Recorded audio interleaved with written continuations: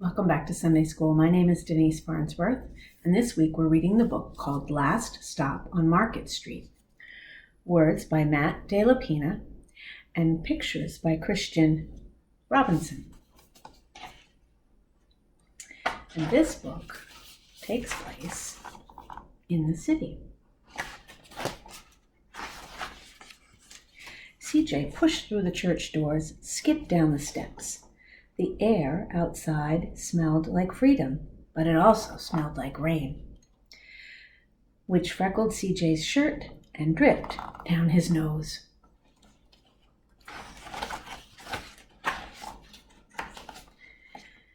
He ducked under his Nana's umbrella, saying, "How come we gotta wait for the bus in all this wet?"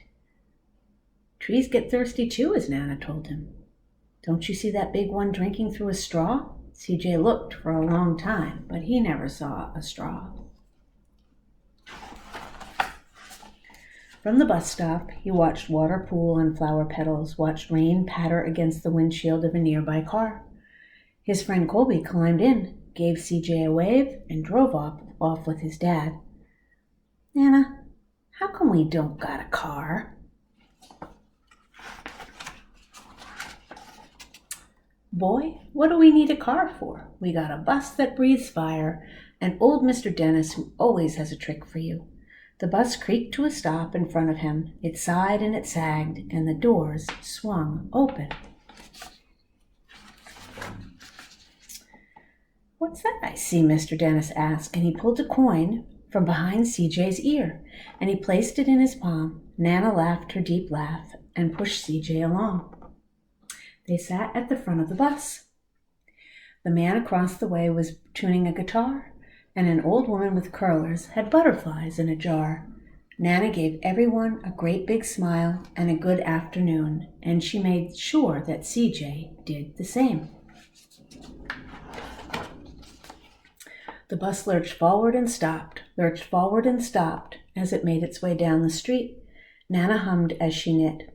"How come we always gotta go here after church?" CJ said. "Miguel and Colby never have to go nowhere."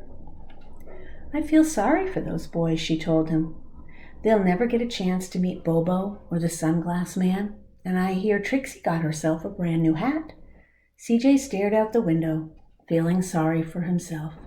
He watched the cars go by on either side and watched a group of boys hop curbs on bikes. A man climbed aboard with a spotted dog. CJ gave up his seat. "How come that man can't see?" he whispered. "Boy, what do you know about seeing?" Nana told him. "Some people watch the world with their ears." "That's a fact. Their noses too," the man said, sniffing at the air. "That's a mighty fine perfume you're wearing today, ma'am." Nana squeezed the man's hand and laughed her deep laugh.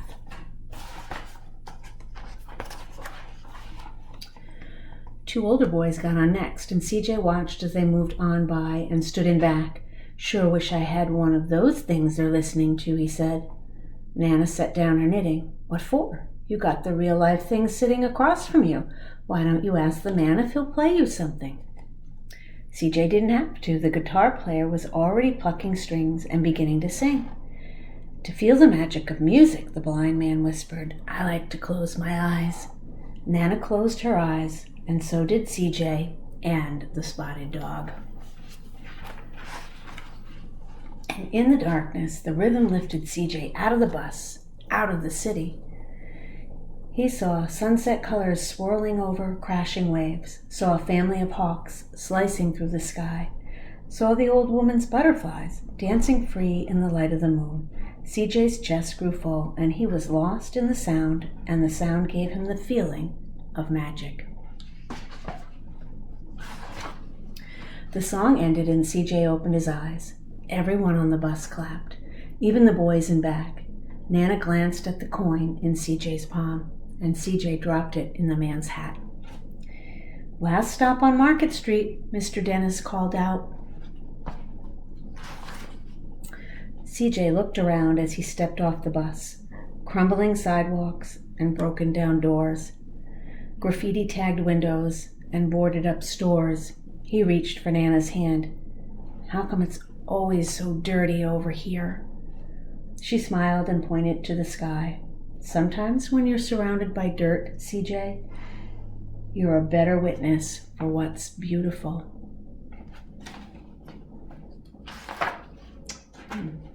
CJ saw the perfect rainbow arcing over the soup kitchen.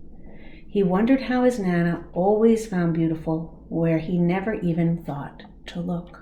See the rainbow? He looked all around them again at the bus rounding the corner out of sight, and the broken street lamps still lit up bright, and the stray cat shadows moving across the wall. When he spotted their familiar faces in the window, he said, I'm glad we came.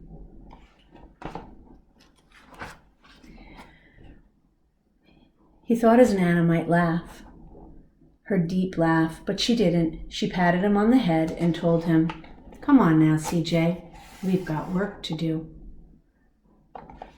So September is Hunger Awareness Month. And our church, Wilmington United Methodist Church, has 2 feeding programs, meal programs that we support each month. One is called The Dwelling Place and one is called St. Paul's. And for St. Paul's, we are always in need of an entree, which is the main meal, and a dessert. Sometimes some milk and some extra bread. And if you would like to help out with that, there are usually sign-up sheets at the church, or you can contact the office, and maybe you and your family could make part of the meal or bring in some supplies that would help with one of those meals. We also learn about World Hunger in the spring, in March, with the high school and middle school students giving up food for 30 hours to learn what it feels like to be hungry. And they also raise money to help prevent world poverty.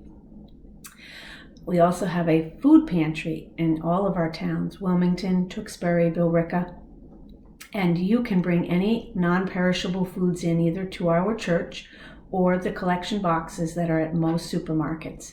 And they look for things like tuna fish and peanut butter and soup and things that can be put on their shelves for families to come and shop if they don't have money that they can use at the store to buy their own food. They also look for hygiene things like toothpaste and soap and shampoo. So perhaps you can talk to your family about looking through your pantry for some extra things or buying some extra things at the store next time you shop to help the families in our community that are in need. So I hope you enjoyed this story. I know I did. And there is a link to an activity attached to it. And we hope to see you next week. Thanks for helping with hunger in our community.